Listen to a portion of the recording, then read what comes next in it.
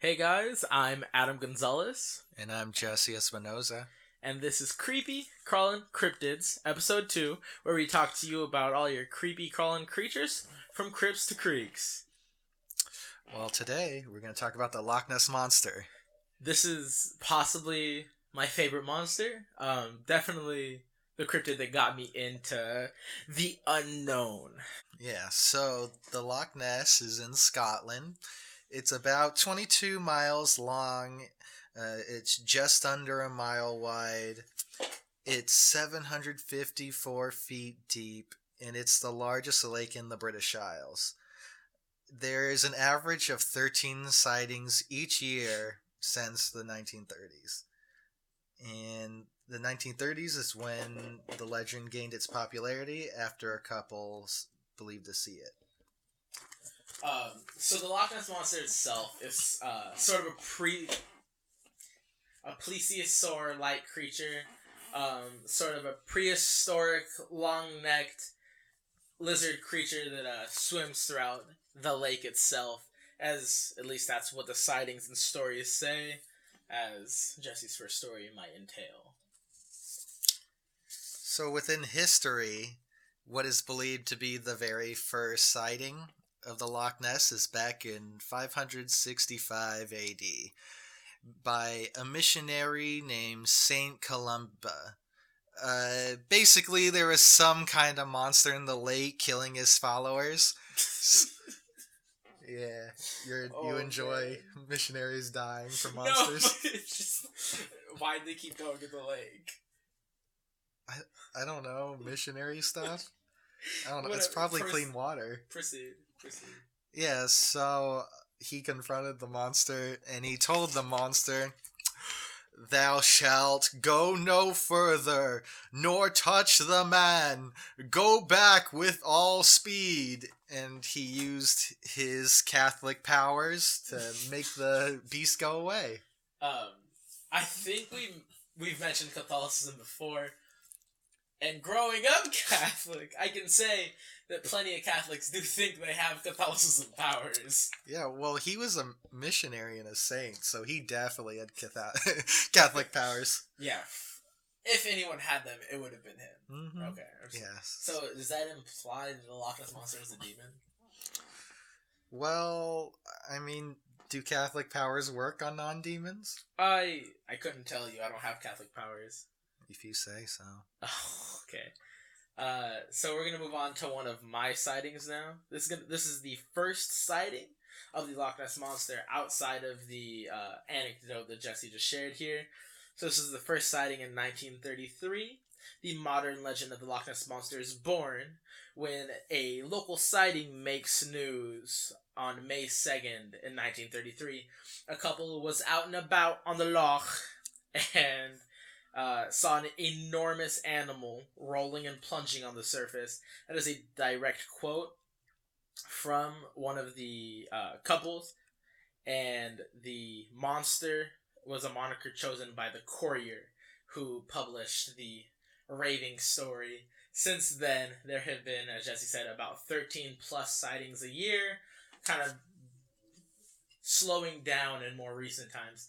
However, interestingly, a large percent of studies have been taken throughout time. So in the 1960s was the first time British universities launched sonar expeditions in the lake, but nothing conclusive was found.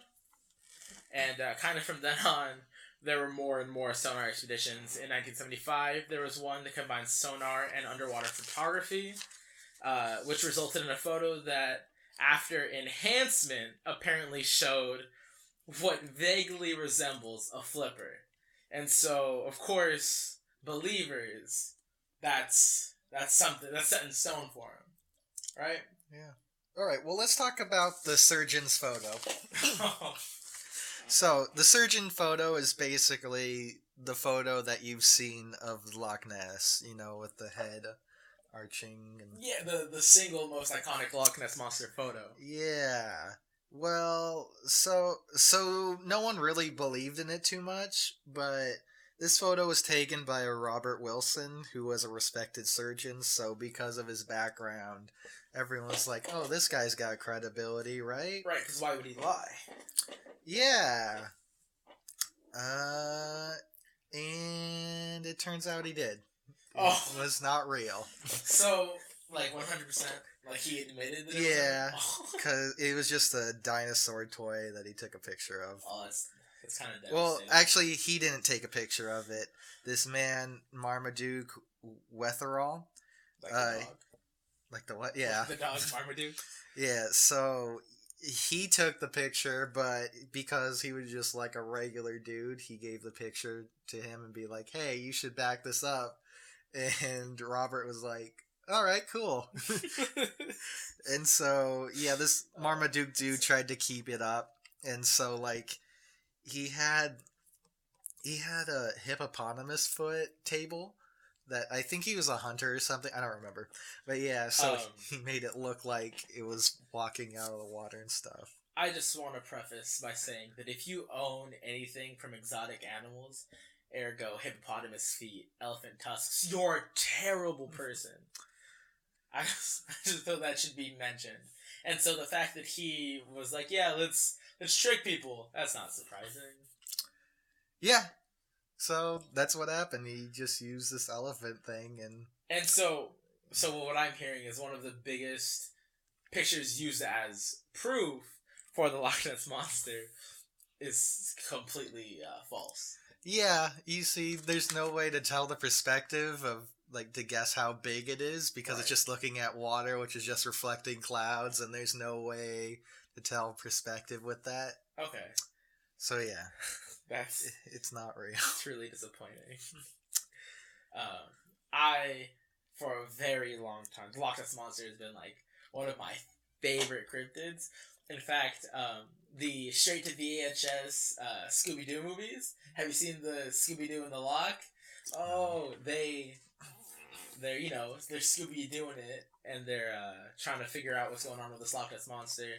And they come to find out that, it was someone in a big suit, robotic Loch Ness Monster.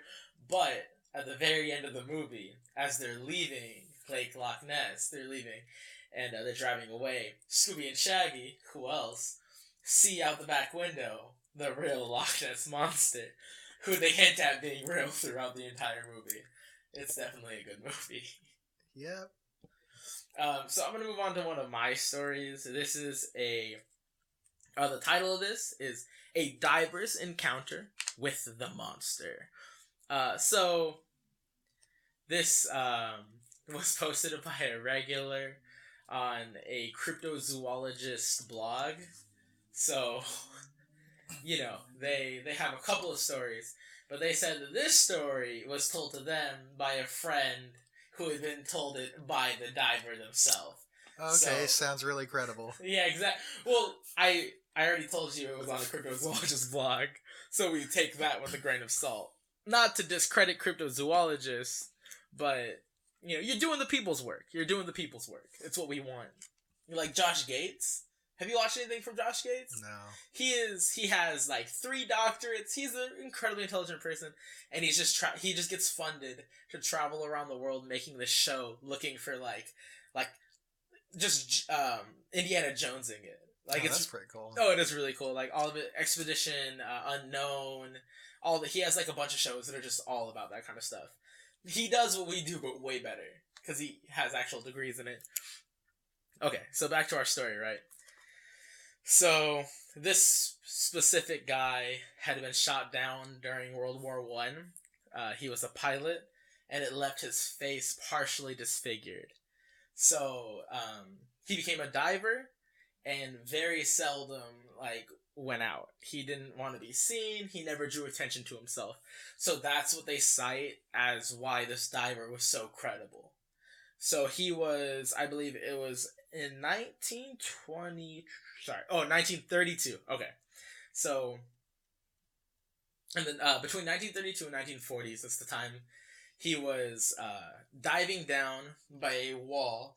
And as he's diving down, he said he sees a shadow come over top. He assumes it's the boat that he had just dove off from. And he looks up, and what he sees is a large living creature passing over him. So, like any rational human being, he just stays completely still.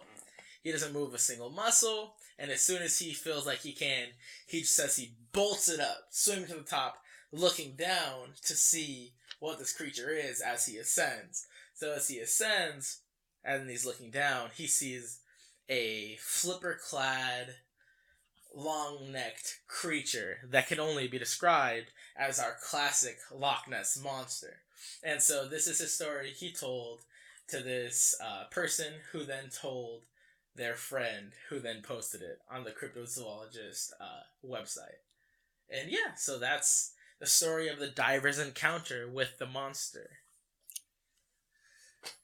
Sounds like he could have the backstory of a villain, got shot down and had his face disfigured and like was a diver. This is the beginning of a good movie. You assuming that he's a bad guy is really messed up. Because, listen, he just has a disfigured face. That doesn't mean he's evil. Yeah, but, he has a lot of hate from the war, and then he's, like, alone, right? And he's a diver, so maybe he finds some, like, mystical treasure that gives him power, and he gets mad with power. So, him finding mystical treasure is more realistic than him finding... I'm just saying it's a better story. So, okay. We're gonna leave that alone. So, with that, we'll talk about the Dinsdale film. So, this was in the 1960s, and so it's considered the best video evidence of the monster. Okay. The guy who did it was an aeronautical engineer, so once again, a pretty credible guy. So, at the time, it was believed to be pretty on point. And then, I think not too long ago, it was analyzed by the Joint Air Reconnaissance Intelligence Center, Britain's photographic experts. You can do it. You got this. Yeah, that was a long name. Yeah, so they think it's just a boat really far away. Oh. That's... Really? Like, yeah. that's so anticlimactic. Yeah, because what's thought to be like the head doesn't move or anything, and it looks like the body might just be waves. I like to imagine the Loch Ness Monster's head doesn't move. Like, he just has a really bad case of stiff neck. Well, actually, plesiosaurs can't move their necks. Wait, really? Yeah. Well, we assume they can't move their necks. No, because the way their neck bone locks. So they can't move. They can't... So for the surgeon's photo, a plesiosaur would be incapable of doing that. Oh! I like that you pulled out the paleontology on us. Yeah, and... They also have to come up for air for every couple hours, so they would have to breathe quite often. This is why you're our science guy. You do all the good research. I just find crappy stories and throw them at you. What scientists are doing in 2019 to see if the Loch Ness Monster is real. Which, mind you, that means that if in 2019 there's still a creature in the loch, this creature is... was easily over 100 years old, or it's a species that just keeps repopulating. But I feel like there would be more. Yeah, you would need. I think it was at least 13 to keep it going. So there's not nearly enough food in it to. Oh yeah, so that's actually something that outside of what I'm about to read you guys is a very interesting discussion about the fact that statistics alone kind of lean towards saying that pretty much there's not enough food to take care of a creature as big as a Loch Ness Monster. Yeah, actually, it's kind of interesting how they figure it out. So what they use is called a Secchi disc. Mm-hmm. So essentially it's just a white plate that you dunk under the water. And as long as you could see it, that means there's enough light for photosynthesis for fungi and algae and plankton and stuff. Okay. So that's basically the basis for all food needed.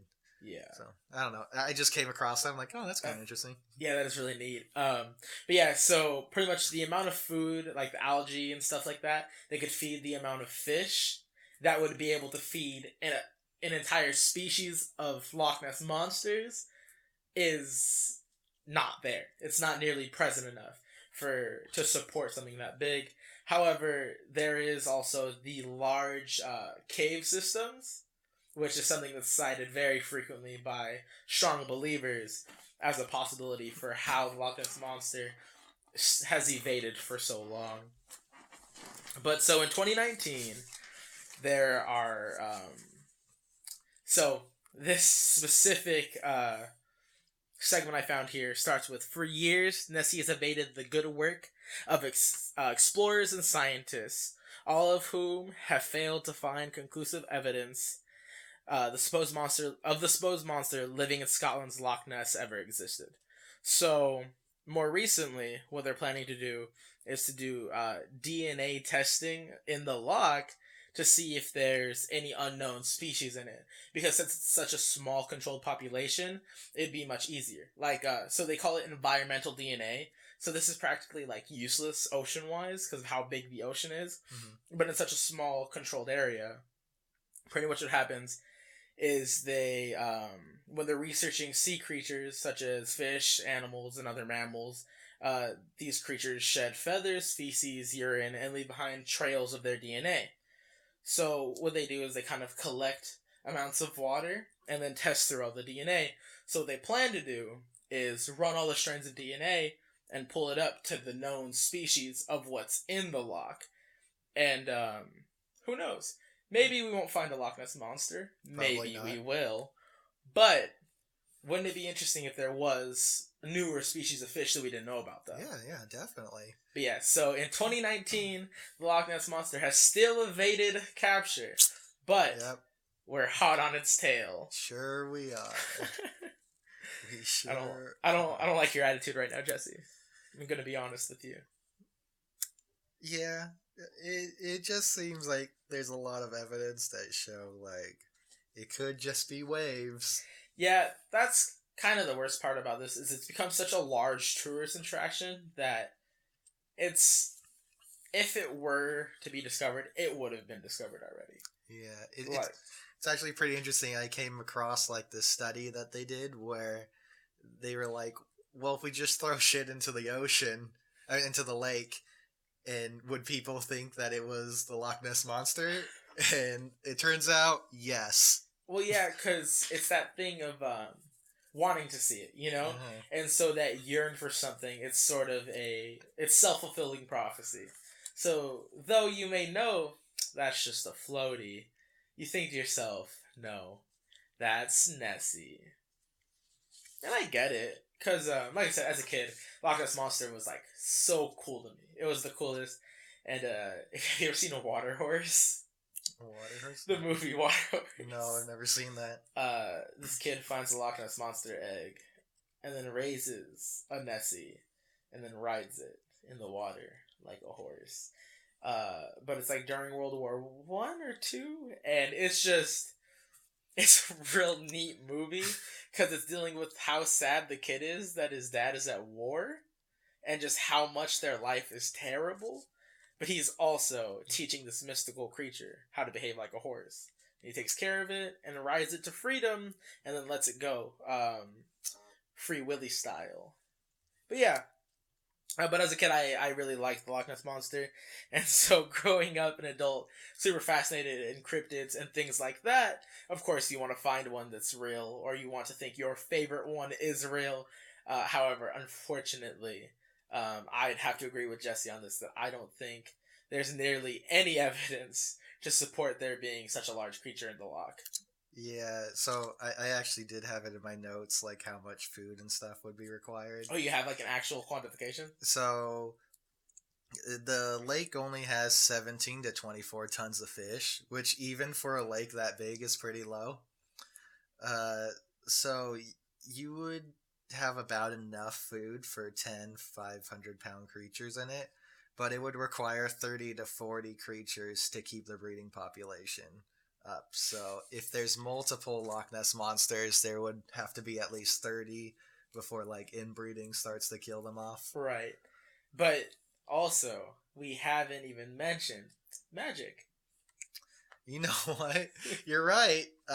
You can't account for magic. Yeah, that's something that we have not come across even a little bit, and I definitely just threw out there There's no backing for it in any of the Loch Ness stories I've found. And also, if a plesiosaur were to have survived, why would it be in Lake Loch Ness? Yeah, because it would be hard for it to get in. Exactly. And why would it be in there in the first place? Yeah. The only basically people are like, well, maybe there was like flooding, but there's no evidence in the soil that there was flooding from the ocean. I heard one theory that there's this idea that the caves possibly connected to the oceans. Yeah, I mean anything's possible. Yeah, but that's why we can't find Nessie, because she comes and goes as she pleases. Yeah, and if it's a plesiosaur, it needs air every couple hours, so I don't know how safe going through underwater tunnels is. Well, that's why there's 13 sightings a year. She comes up at least 13 times. 13 times a year? Yeah. But yeah, so that's our very short episode on the Loch Ness Monster. Sorry we couldn't find more. It's just there's so many to comb through when it comes down to the Loch Ness Monster. Yeah. Because it's such a popular creature. Yeah, but also, like, most of the sightings are like, I saw a head. Yeah. And that's it.